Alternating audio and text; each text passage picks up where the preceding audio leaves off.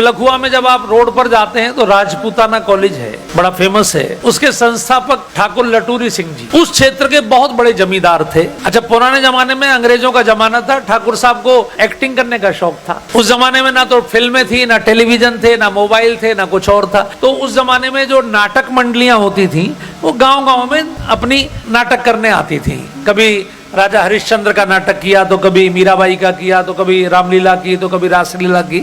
ऐसे ठाकुर साहब की आदत थी कि वो हर साल एक नाटक अपने यहाँ कराते थे और उसमें स्वयं भी वो पार्ट खेलते थे, कोई ना कोई अभिनय करते थे। तो एक बार जब मंडली आई तो उनके गांव में राजा भर्तहरि का नाटक खेला गया, तो स्वयं भर्तहरि बने। आप जानते हैं भर्तहरि बड़े सम्राट थे। आज से लगभग 2100 साल पहले की घटना है, क्योंकि अभी जो विक्रम संवत है वो 2081 है। उनके छोटे भाई विक्रमादित्य ने वो संवत चलाया, उनसे बड़े थे भर्तहरि। राजपाट छोड़ दिया था, विक्रमादित्य को दे दिया था, संन्यास लिया था उन्होंने। तो भर्तहरि का पूरा नाटक उन्होंने खेला और जिस दिन अंतिम दिन था नाटक का, उन्होंने अपनी ठकुराइन से कहा कि सुनो, आज आप नाटक देखने नहीं आओगी। तो उन्होंने पूछा क्यों, आज क्यों नहीं आऊंगी? उन्होंने, मैं कह रहा हूं ना आज नहीं आना है, मेरी बात मानो। जब मैं कह रहा हूं इसके पीछे कोई ना कोई उद्देश्य होगा, आज्ञा का पालन करना, आज मत आना। अब उन्होंने उस समय तो कह दी हाँ नहीं आऊंगी, लेकिन उनका मन नहीं माना। सारे बेटे गए, सारी बहुएं गई, घर के सब लोग गए। अब ठकुराइन का भी मन किया कि पता नहीं हम ही से क्यों मना किया। वैसे आप जाओ या ना जाओ, लेकिन किसी चीज को मना करो तो और मन करता है।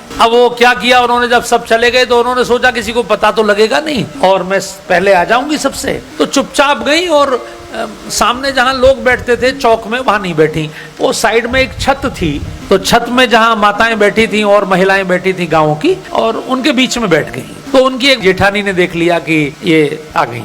ठाकुर साहब को तो पता नहीं था कि वो आई हैं। तो जब उन्होंने नाटक किया तो अंत में राजा भर्तहरि सन्यासी का वेश पहनते हैं और भिक्षा का पात्र हाथ में लेके प्रतिज्ञा करते हैं कि आज से मैं सन्यासी का जीवन जीऊंगा। तो उसमें बहुत सारी शर्तें बोली जाती हैं कि मैं सबके अंदर परमात्मा को देखूंगा, मैं सूर्य को साक्षी मानकर, चंद्रमा को साक्षी मानकर, ऋषियों को साक्षी मानकर ये प्रतिज्ञा करता हूं। तो उन्होंने प्रतिज्ञा की कि आज से आप सामने जितने भी बहनें बैठी हैं, जितनी भी मातृशक्ति महिलाएं हैं, आज से सब मेरी माँ होंगी, ऐसा उन्होंने बोला। मातृवत पर दारेशु पर द्रव्यशु लोष्टवत, पराया धन मेरे लिए मिट्टी होगा, पराई नारी मेरे लिए माँ होगी। और आज से आप जितने भी सामने बैठी हैं उन सबको मैं माँ के रूप में देखूंगा। अब जैसे ही वो बोले कि माँ के रूप में देखूंगा, तो वो जो ऊपर एक जेठानी बैठी थी उनकी पत्नी की, यानी लटूरी सिंह जी की भाभी जी, वो बड़ी मजाकिया थी। अरे बोले ठाकुर साहब आपकी ठकुराइन भी बैठी है। तो ठाकुर साहब उस समय तो कुछ नहीं बोले, उस समय तो उन्होंने अपना रोल पूरा किया और पर्दा गिरा, जनता ने तालियां बजाई, जय जयकार हुई। डायरेक्टर ने कहा साहब आनंद आ गया, ऐसा एक्टिंग तो हमने आज तक नहीं देखी, आपने क्या जबरदस्त